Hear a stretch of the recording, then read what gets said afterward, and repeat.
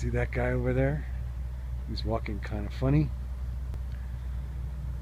He had a broken leg, and unfortunately, it took me almost a year to catch him. When we finally did catch him, the surgeon did what she could for his leg, but he's still kind of screwed up, but he gets around okay. Man, was he a fighter.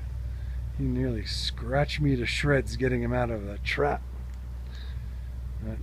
He's a fairly nice cat overall, but corner him, he's a real fighter. Anyway, figured I'd burn a little more airtime talking about things I learned once I came here that most expats didn't bother and still don't bother to do, that I found kind of surprising. Hi. Hi. How you doing? It's one of the orphan kittens being relocated. I know, you're a good girl. So, as stated in the last video, I went and hired a lawyer to explain a few things that either I was completely ignorant of or there were some holes in my information. And one of the things I found most interesting was about the issue of car insurance.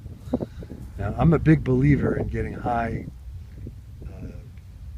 car insurance liability limits just because I think it's a prudent thing to do. But the lawyer explained to me, get the highest level of coverage possible.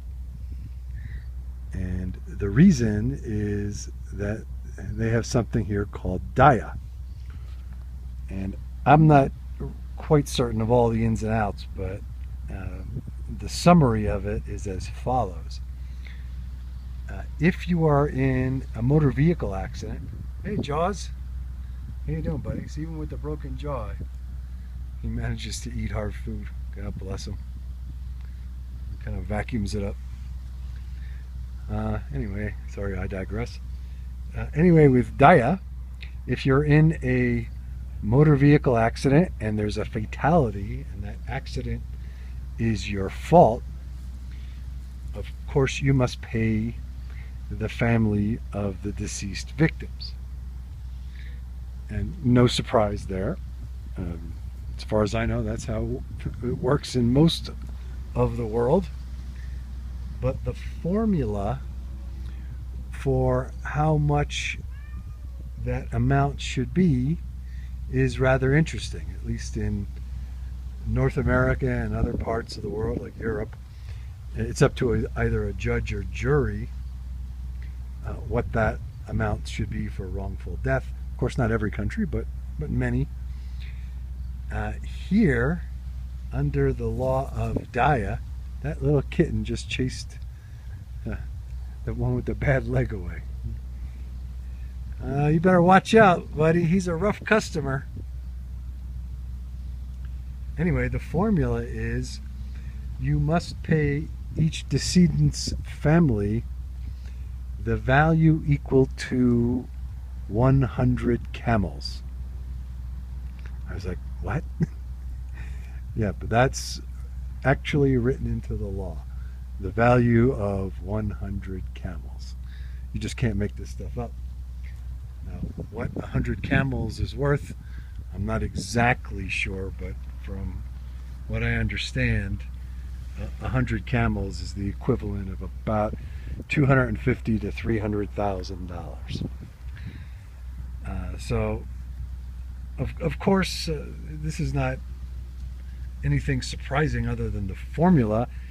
You know, $250,000 for wrongful death is actually quite low compared to the United States. Another interesting part of DIA, and this is where the insurance comes in, if you fail to pay the DIA once it's assessed, you know, whatever that amount is, let's call it $250,000, $300,000, there is a criminal penalty.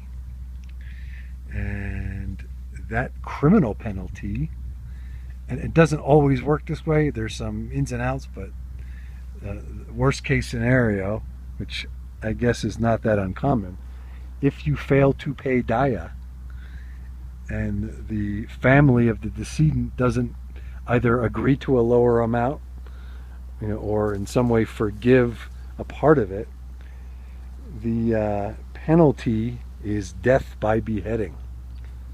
So, needless to say, I take car insurance here very seriously. And here's what it comes down to people being ignorant and or stupid, is that most expats I know who have a car do not do this.